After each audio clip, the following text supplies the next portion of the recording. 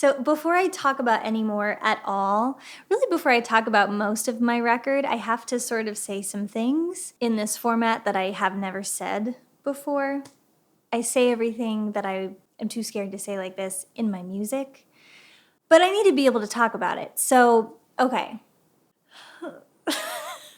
This is really hard because I'm trying to tell my story, but it's complicated because it's about my family. And I don't like talking about my family. It makes me so anxious. I want to be respectful and mindful. So I am not in contact with my family of origin. It's been like that for a while, and that wasn't without years of really trying.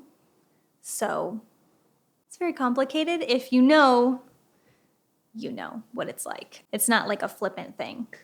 Also, there's a long history of, I guess, just trauma and undealt with mental health stuff, that just generationally it impacts everyone.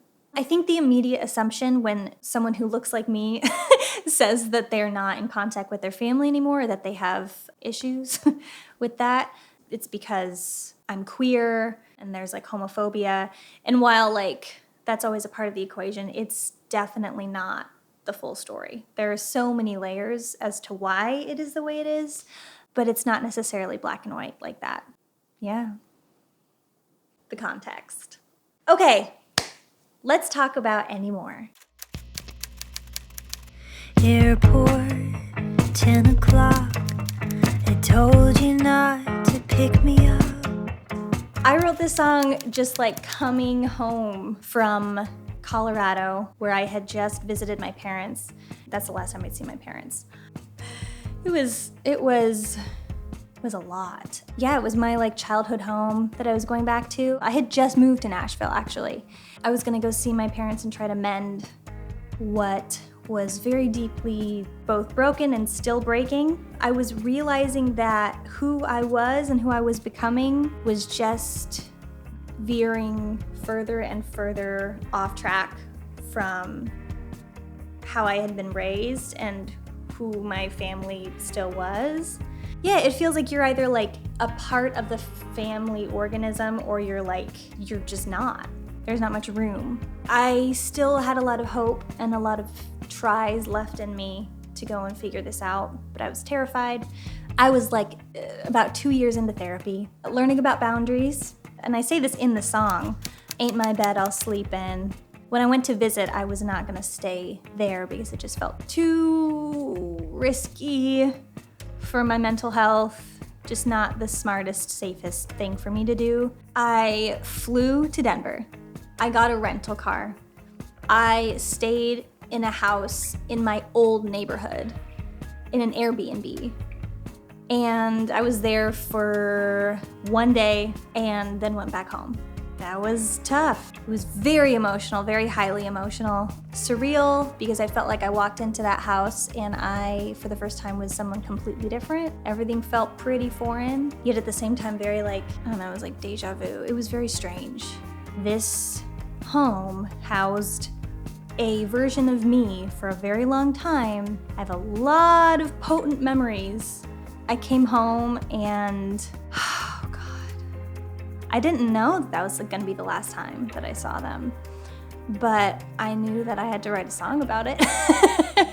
And I won't be staying through the... So I wrote Anymore in Nashville back in 2017. I wrote it with Sam Ashworth and Chris Roberts. Sam was one of the first people that I met in Nashville. He was one of my first major co-writes. It was such a lovely, wonderful experience. Both Chris and Sam were it was in a very vulnerable time for me, and so they were just great to process that experience with. I remember meeting up with Sam, walking into his home, and crying while I told him the story, because it was so raw, so right there on the surface.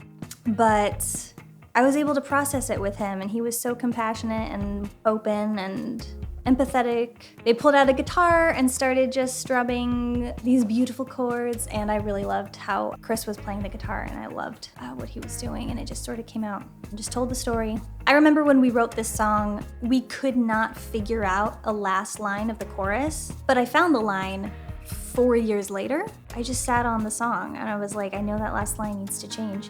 I don't even remember what the last line was. It was like, oh yeah, that's true. My heart hurts when you break it, and breaking's all you've done, but I'm the one you say you love.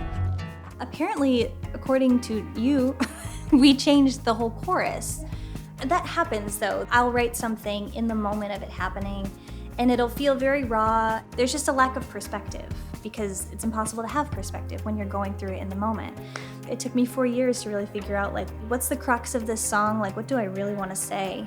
As time went on and I revisited the song, it was very clear. Oh, I see. There's like a mechanism that I'm no longer willing to like be a part of. Suddenly I see the home I made ain't part of yours.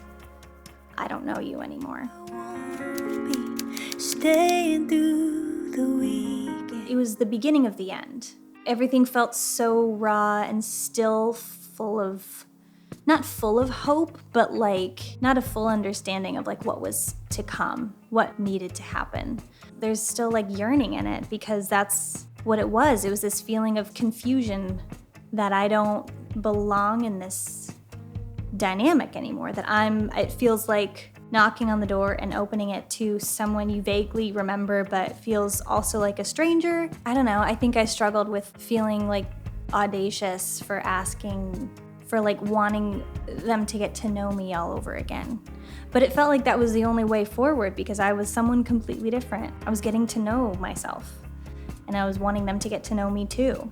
I feel like it's probably a much more common experience to grow up and change and then to come back and be like, wait a second, I'm so different from when I last saw you or from like who I was when I grew up.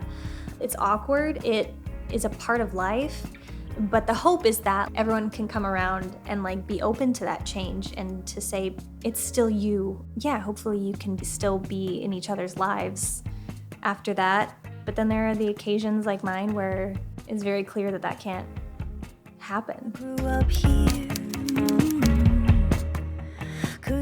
Anymore was really fun in the studio. It was so unexpected the way that it turned out. It was Megan Coleman on those, with the drum beat and the tones that whatever she was doing, it was like magic. I was like, that's so cool. It was like indie.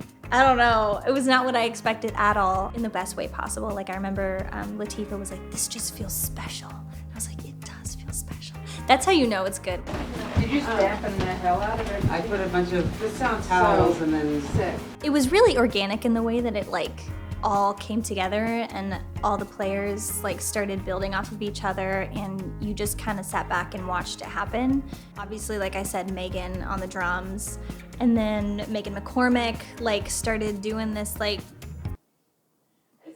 every time I go like this. Every time you say Megan Coleman, you go. These weird little like old man mime hands. This is what you do, right? You're welcome. Obviously, Megan Coleman on the drums. You can't help yourself. You have to.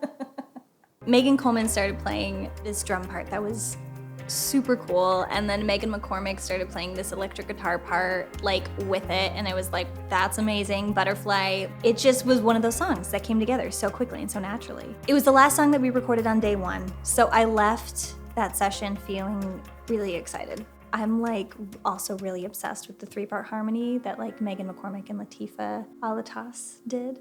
It's just so good. This song turned out to be just such a like, I want to say jam, but I'm already laughing at myself for it. If you can think of a better word, let me know. It feels so good to listen to. I'm really proud of it. It was really fun to make. It was so uncomplicated. Yeah, I don't know, kind of surreal, like going from a really intensely emotional moment, putting it down on paper, and then hearing what it is now. You almost like maybe wouldn't even know it. But yeah, it was rough. And that's the way to end this video. Go listen to any more. Cry, cry, cry.